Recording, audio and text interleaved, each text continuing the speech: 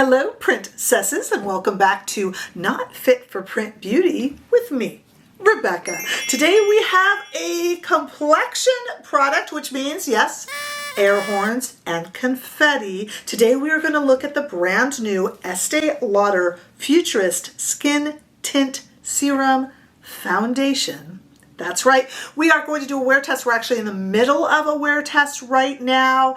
I'm happy to have you guys here, and I don't want you to forget to come over and say a big hello to me on Instagram, TikTok, and Threads. But right now, right here, we have a lot to do. So this is a $53 product, and it is one of another little spurt of serum foundations that we have had released, including MAC and Shiseido. Rose Inc. released one. Not really a serum foundation, but they did. We've just had a bunch of them, and I do kind of have my favorites. Plus, I have promised, I did do a concealer roundup. We've had so many new concealers lately. I will be putting together a foundation roundup of foundations released in the last 6 months, because, you know, it's not really the year of the foundation, but there's been a lot released. But meanwhile, I am going to tell you where I think this one fits towards the end of the video with those that have been released recently. Okay, like I said, this is a $53 product. It comes in 27 shades. I picked up the shade 2N1 Desert Beige. It is too light. We will talk all about that in the demo, but at any rate, we're working with it. I've made it work with bronzer and whatnot. I'll talk about my issues with that. But there are 27 shades, so I certainly could have gotten it correct. I just slightly missed the mark. This is Futurist Skin is now synonymous with Estee Lauder. They've released a few different Futurist Skin foundation releases, all of which have been absolutely beautiful. And Estee Lauder is a very trusted source for complexion. Really more than almost anything. Skincare, complexion.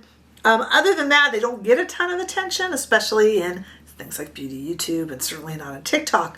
But this gets every crowd, from our mothers and grandmothers all the way to our daughters. And I have listed it down below for purchase, along with some of the other competitors I will be mentioning today. And while you're in my description bar, check out the link to join us here as a member of this channel for $4.99 a month. There's a link down there you can join. You get weekly lives, which you can watch live or on replay, and all sorts of gossipy, fun, behind-the-scenes stuff. There's good stuff down there in the description bar. Okay. I am about 2 hours into wearing this. Here is me wearing this in my home at 1 hour and no other makeup on. So you can just kind of take a look, and I try to get you up close to pores and such, because a lot of us have texture and pores that we probably should be proud of, but we're not necessarily. This applies with a dropper because it is a serum foundation. And I think, frankly, when people hear serum, they think dropper, they think skincare. It's a psychological packaging. I'm not making a joke there. The only problem with a dropper for foundation is, just as you can imagine, it's awfully messy. And this dropper is preferred by so many skincare companies and foundation. I don't know why, because it's a mess. I mean, it's all on the outside of it here. A typical serum foundation, as you can see, in its consistency, I hope the camera's picking that up, it is cold and running down my hand, and if I were to leave my hand and arm like this, it would go all the way and then onto my little table here, because it is a serum foundation, but it is, promises to be pretty well medium coverage, and I would actually agree with that. Now, for those of you who have allergies and migraines, this is fragrance-free. Hooray! But for those of you like me, who do tend to get breakouts from SPF that gets older, unfortunately, this does have SPF. So does the Shiseido. The MAC doesn't. This has an SPF 20, which is particularly silly. It's a combination of chemical and mineral sunscreen, as generally is tolerated best by foundations. With an SPF 20, the reason I say that's kind of silly, some of you are going, hey, some SPF is better than no SPF, Rebecca. Even if you put your own SPF on, it's just more, and that's better. I do relate to that way of thinking, I do. But if you're really relying on this for SPF 20, which isn't a lot to begin with, it's going to be tough, because you got to put on a lot of this to get SPF 20. You're probably getting SPF 10 from the amount we all put on, unless you're really bathing in it. And I just don't know why it has to be in there. But there you go. For me, I'm always fine with it. And then about 3 or 4 months later, it's like the chemical makeup of the sunscreen changes. And I swear it gives me blemishes. So many of you have agreed with me.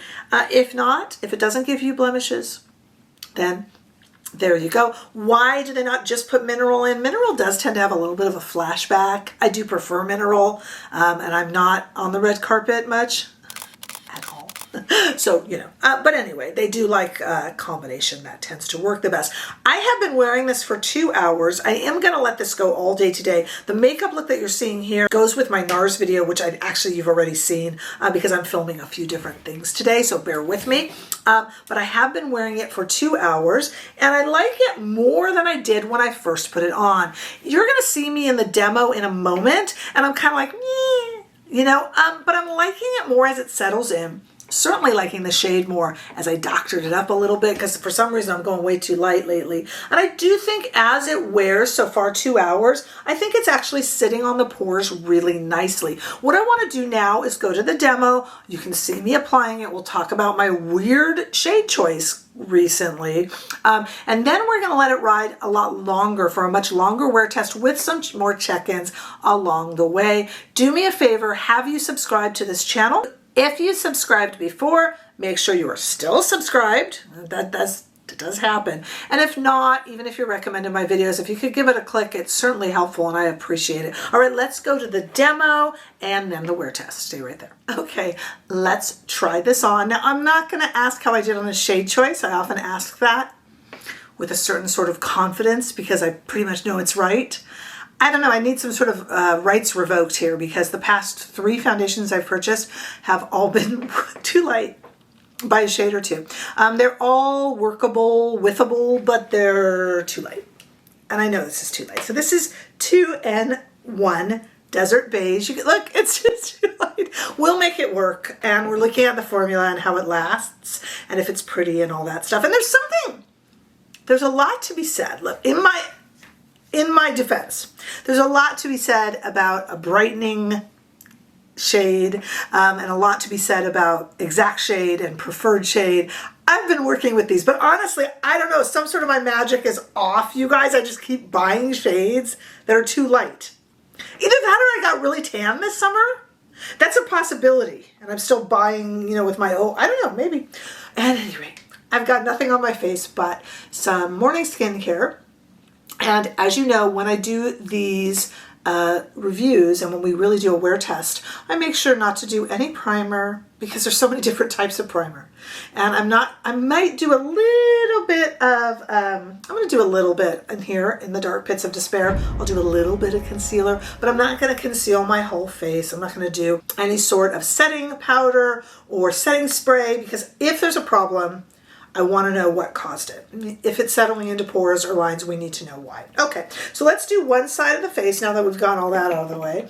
We have this dropper, this very messy dropper here with a shade that is too light. And we have no real scent.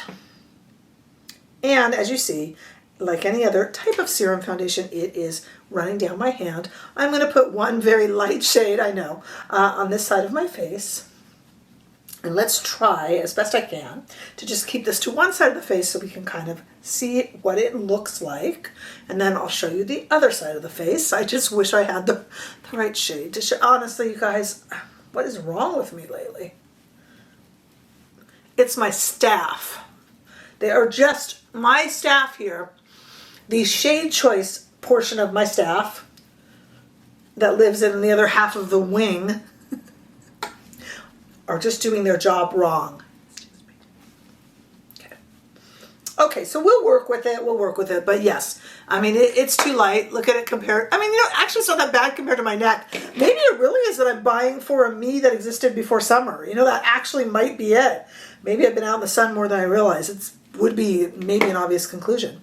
Okay, so aside from the fact that it does look like Phantom of the Opera, I get it. Let's take a look at how it covers. A very, very light serum foundation for sure.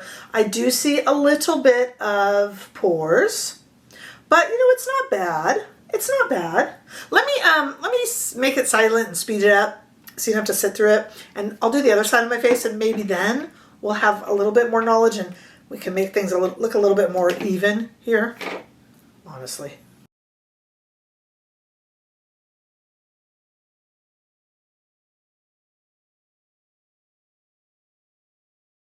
Okay, whenever I put on a foundation, I really like to do this where I just kind of, I don't know, I guess I take it from skincare. I just kind of like to press on my face. I always wash my hands afterwards, but I just like to kind of press it all into my face, and I like that.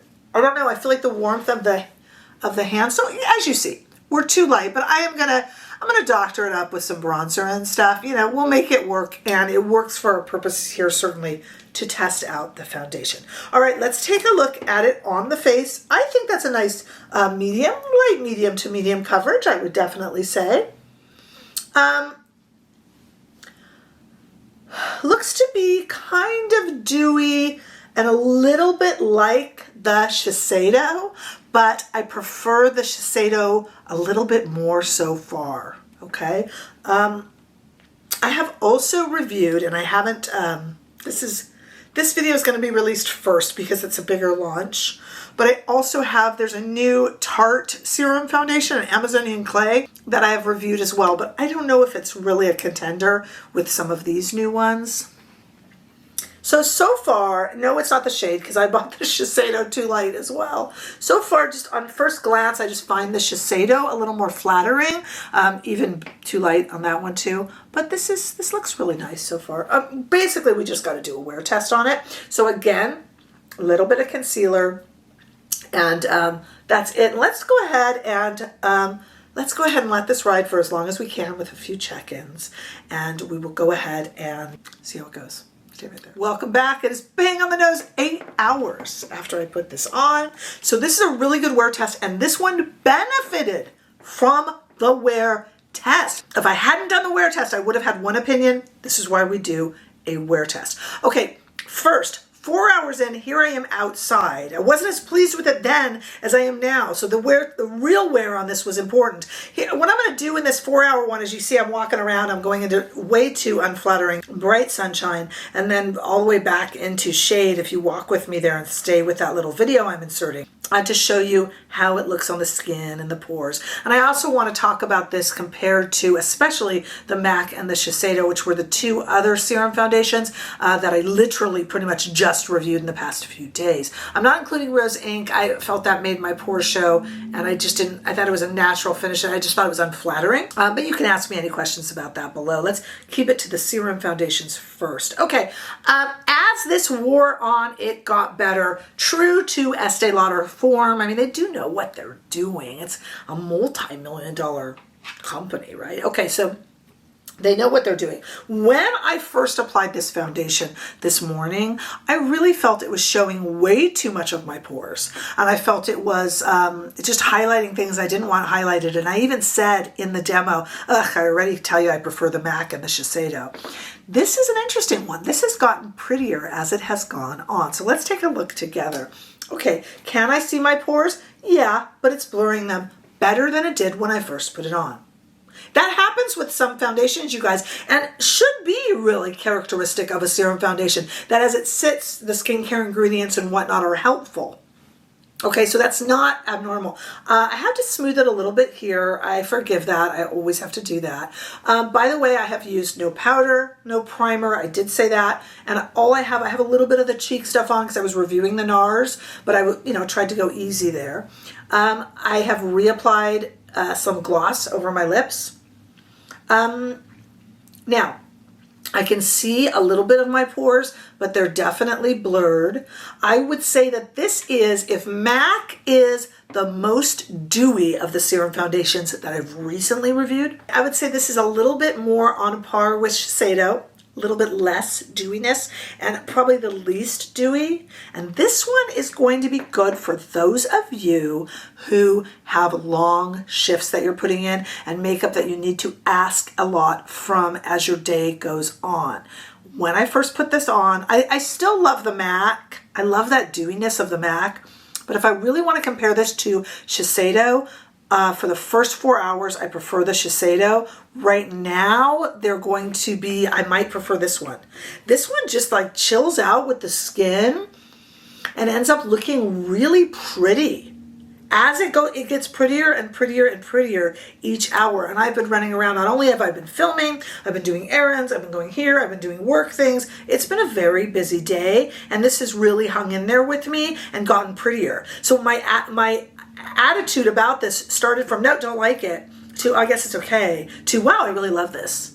And that's interesting, and that's the value, of course, of a wear test. Now, I will keep wearing this. I will also keep wearing the Shiseido. Do you need this one and the Shiseido? No, pick one. They're both beautiful.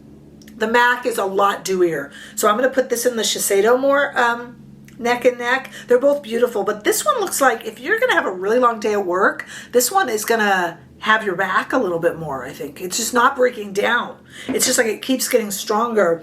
I really wish I had a few more hours before I had to take it off, because I'm wondering how good, is it going to give me totally brand new skin? So that is really kind of cool. And like I said, the value of a wear test. Some of you, this shipment was incredibly late to me.